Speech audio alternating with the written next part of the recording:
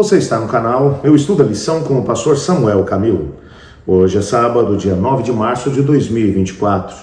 Estamos introduzindo a lição de número 11 do nosso trimestre, cujo tema será Anseio por Deus em Sião. O texto que serve como base para o nosso estudo encontra-se no Salmo 84, verso 2, que diz: A minha alma suspira e desfalece pelos átrios do Senhor, o meu coração e a minha carne exultam pelo Deus vivo. Quando nós falamos sobre o templo de Deus, que na verdade será o centro do nosso estudo durante toda essa semana, nós temos que pensar em uma visão em termos de adoração completamente diferente daquela que vem à nossa mente enquanto cristãos ocidentais, quando nós pensamos em ir ao templo, ir à igreja. Ir à igreja ou ao templo, para nós, hoje em dia, significa que nós vamos até um lugar onde haverá música, onde haverá momentos de oração, onde haverá pregação da palavra, onde as pessoas terão a oportunidade de interagir, conversar, perguntar e assim por diante. Não era essa a visão que se tinha quando se falava sobre o templo de Jerusalém. O templo, na época dos salmistas, ele representava um lugar onde duas coisas tinham espaço. Duas coisas aconteciam. Era o sacrifício, que acontecia às 9 da manhã e às 3 da tarde, o sacrifício de um cordeiro. Esse sacrifício era o sacrifício por toda a nação. Por isso, todos os judeus, aonde quer que se encontrassem, às 9 horas da manhã ou às 3 horas da tarde, eles se viravam na direção de Jerusalém, levantavam as mãos ao céu e oravam ao Senhor. Por quê? Porque lá em Jerusalém, no templo, estava acontecendo sacrifício. Então, o templo era um lugar de sacrifício. Era um lugar onde as pessoas iam para sacrificar o seu cordeiro. Esses dois cordeiros, um que era sacrificado às 9 da manhã e o outro às 3 da tarde, eram sacrifícios por toda a nação. Durante o dia, continuavam a acontecer sacrifícios. Uma pessoa que cometesse determinado tipo de pecado podia até lá oferecer os seus sacrifícios também por remissão de pecados, poderia ir levar as suas ofertas, devolver os seus dízimos. Tudo isso acontecia lá no contexto do templo. Entretanto, o templo também era um lugar de oração.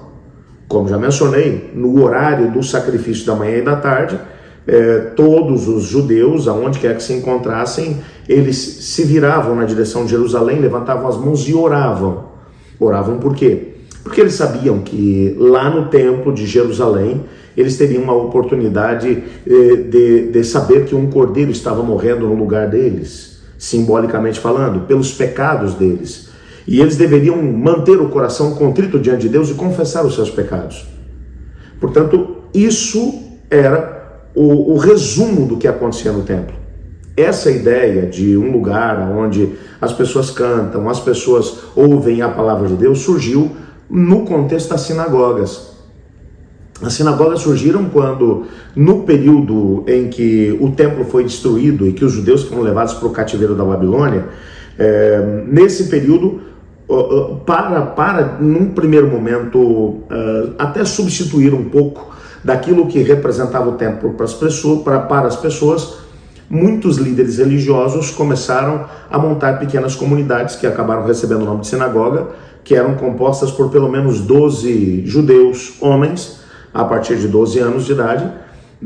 E nessas comunidades, aí sim, acontecia música, oração, estudo da palavra, e o local onde a sinagoga acontecia era uma espécie de espaço público, onde as pessoas tinham a oportunidade de fazer reuniões da comunidade, onde elas tinham a oportunidade de até mesmo velar os seus mortos. Era um lugar público, um lugar para abençoar a comunidade. Isso era a sinagoga. É tanto que é esse o padrão que vai ser copiado depois da destruição do templo, agora já no ano 70 da nossa era, quando os cristãos acabaram sendo espalhados pelo mundo. Eles vão pegar a liturgia das sinagogas para poder colocar dentro do contexto das igrejas cristãs. É daí que vai ser importado o cerne daquilo que hoje é o serviço religioso na maior parte das igrejas cristãs ao redor do mundo. O templo de Jerusalém não. O templo, então, lembra dessa ideia. O templo era um lugar de sacrifício e de oração. Algumas pessoas têm dificuldade com a questão geográfica, que a gente vai ouvir muito essa semana. a ideia de Monte Sião. Jerusalém, ou aquela região onde estava a cidade de Jerusalém, onde está a cidade de Jerusalém, ela era composta por 3 montes. Haviam 2 montes que estavam dentro das muralhas da cidade. Então você tinha o monte principal, que era o Monte Moriá, na colina do Monte Moriá, no alto do Monte Moriá, que era também conhecido como a colina de Ofel, foi construído o templo. É o mesmo lugar onde Abraão foi para poder obedecer à ordem de Deus e sacrificar Isaac. É o mesmo lugar. Então esse era um monte que havia dentro do lugar que acabou se tornando a cidade de Jerusalém. Havia também um outro monte, que era o Monte Sião. Normalmente, como o Monte Sião era um pouco maior, mais imponente do que o Monte Moriá, então muitas vezes quando as pessoas iam se referir a Jerusalém e ao templo, eles se referiam não mais ao Monte Moriá, mas se referiam ao Monte Sião. E havia ainda um terceiro monte, que esse já ficava do lado de fora das muralhas, que era o Monte das Oliveiras. Quem chegava até o Monte Moriá, onde estava a colina do templo, você dali tinha que descer um pouco mais, passava por um vale, o Vale do Cedron, o Ribeiro do Cedron passava por ali, e aí então subia uma outra colina em frente, que era aonde ficava o Monte das Oliveiras. Então essa era a geografia dessa situação. Por que isso aqui tudo é tão importante? Porque na lição dessa semana nós teremos a oportunidade de poder ver vários salmos que vão demonstrar a importância que o templo de Jerusalém tinha na vida das pessoas naquela época. Por que eles almejavam o templo? Por que eles almejavam estar no templo? Boa parte desses salmos foram escritos pelos filhos de Corá, que foram indivíduos que tiveram experiência em primeira mão e de receber a bênção de estar na casa do Senhor como músicos no templo e guardas das portas. Então esses indivíduos, eles vão falar da experiência deles trabalhando dentro do contexto do templo de Deus. E era uma grande emoção para eles, porque lá dentro do templo estava a Arca da Aliança, sobre a qual estava o propiciatório, que era aquela tampa com 2 anjos de ouro, um de frente para o outro. No meio daqueles anjos, o Shekinah, um brilho sobrenatural. Era Deus com eles. Você pode imaginar a alegria desses indivíduos trabalhando nas portas do templo?